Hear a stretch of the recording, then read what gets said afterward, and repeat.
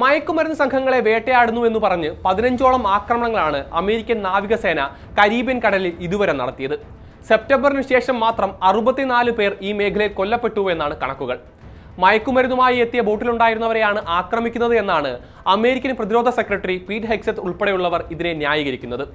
എന്നാൽ ആരെയാണ് കൊല്ലുന്നത് എന്ന് പോലും അമേരിക്കൻ ഉദ്യോഗസ്ഥർക്ക് അറിയില്ല എന്നാണ് ദ ഇന്റർസെപ്റ്റ് ഉൾപ്പെടെയുള്ള മാധ്യമങ്ങൾ റിപ്പോർട്ട് ചെയ്യുന്നത്. മയക്കുമരുന്ന് സംഘങ്ങളുടെ വേട്ടയാടൽ എന്നതിന്റെ മറവിൽ വെനസ്വേലയിലെ നിക്കോളാസ് മദൂറോ സർക്കാരിനെ അട്ടിമറിക്കുകയാണ് ട്രംപിന്റെ ലക്ഷ്യമെന്നാണ് വിദേശകാര്യ വിദഗ്ധർ ചൂണ്ടിക്കാട്ടുന്നത്. അമേരിക്കൻ ചാരസംഘടനയായ CIA ചുമതലപ്പെടുത്തിയിട്ടുണ്ട് എന്ന US പ്രസിഡന്റ് ഡൊണാൾഡ് ട്രംപിന്റെ വെളിപ്പെടുത്തലും ഇതിനോട് ചേർത്ത് വേണം വായിക്കാൻ. നിലവിൽ ഇത്തരത്തിലുള്ള ചെറിയ ആക്രമണങ്ങളാണ് തുടരുന്നതെങ്കിലും ലോകത്തിലെ ഏറ്റവും വലിയ വിമാനവാഹിനി കപ്പലായ USS ജെറാൾഡ് R. ഫോർഡിന്റെ വരവോടെ വരും ആഴ്ചകളിൽ ഈ മേഖല കൂടുതൽ സംഘർഷഭരിതമാകാൻ സാധ്യതയുണ്ട് എന്നാണ് വിലയിരുത്തൽ. വാഷിംഗ്ടൺ പോസ്റ്റിന്റെ റിപ്പോർട്ട് പ്രകാരം കരീബിയൻ മേഖലയിൽ ഇപ്പോൾ തന്നെ 8 നാവിക യുദ്ധക്കപ്പലുകളും ആണവശേഷിയുള്ള അന്തർവാഹിനിയുമുണ്ട്.